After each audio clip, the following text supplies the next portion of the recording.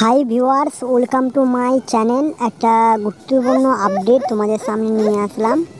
West Bengal SSC group C, group D এবং all waiting বঞ্চিত চাকরি প্রার্থীদের তারা এখনও কিন্তু দুর্নীতি থেকে মুক্ত পায়নি। তাদের সঙ্গে যে দুর্নীতি হয়েছে আজও তারা কিন্তু রাস্তায় বসে রয়েছে, নিয়োগের দাবিতে আজও রাস্তায়।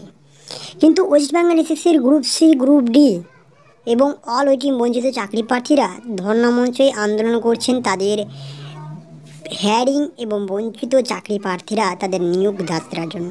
কিন্তু নিয়োগ সংক্রান্ত কোনো তথ্য আসলে তার উপরে একের পর এক বিপাকে পড়ে যাচ্ছে।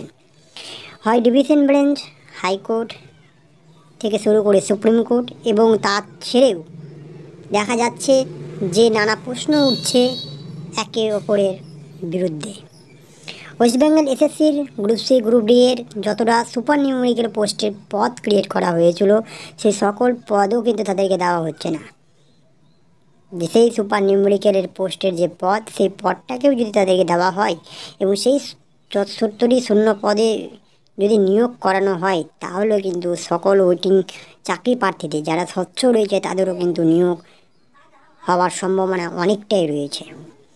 হতে পারে যে সম্পূর্ণ নিয়োগ সংক্রান্তই সেই সুপার নিউমেরিক্যাল পোস্টের উপর দিয়েই চলে যেতে পারে। কিন্তু দেখা যাচ্ছে যে তারা আবার নতুন করে যে হেয়ারিং, কাল পরশুর ডেটে যে হেয়ারিং হলো, কিন্তু কোনো তথ্য প্রকাশ পাওয়া যায়নি। হেয়ারিং তো হলো, কিন্তু আরও সেই সময়টা পিছিয়ে যাচ্ছে। আর নেক্সট হেয়ারিং করে দিয়েছে আবার ফেব্রুয়ারির 5ই ফেব্রুয়ারি। ফেব্রুয়ারি মাসের 5 তারিখে একটা হেয়ারিং রয়েছে এবং দেখা যাক সেই হেয়ারিংয়ে কী তথ্য উঠে আসছে। যেহেতু হার্ড ডিস্ক আরও নানা রকম তথ্য নিয়ে কথা হয়েছে, তো ওই হেয়ারিংয়ের নানান তথ্য নিয়ে দাবি হবে, শোনা হবে। এবং কিছু যদি হয়, যেহেতু ওয়েস্ট বেঙ্গল এসএসসির গ্রুপ সি, গ্রুপ ডি, নবম, দশম, একাদশ, দ্বাদশ সকলের ওয়েটিং চাকরি প্রার্থীদের দেখা যাচ্ছে নানা জায়গা থেকে, নানা দূর জায়গা থেকে এই ঠান্ডার মধ্যে দিয়েও কিন্তু তার ধর্ণা মঞ্চ করে যাচ্ছে। আমরা সেই দৃশ্যটাও দেখতে পেয়েছি এবং দেখতে পাচ্ছি। তাদের দাবি যে ওয়েটিং পত্র রয়েছে, ওয়েটিংয়ে যতজন স্বচ্ছ রয়েছে তাদেরকে নিয়োগ দেওয়া হোক।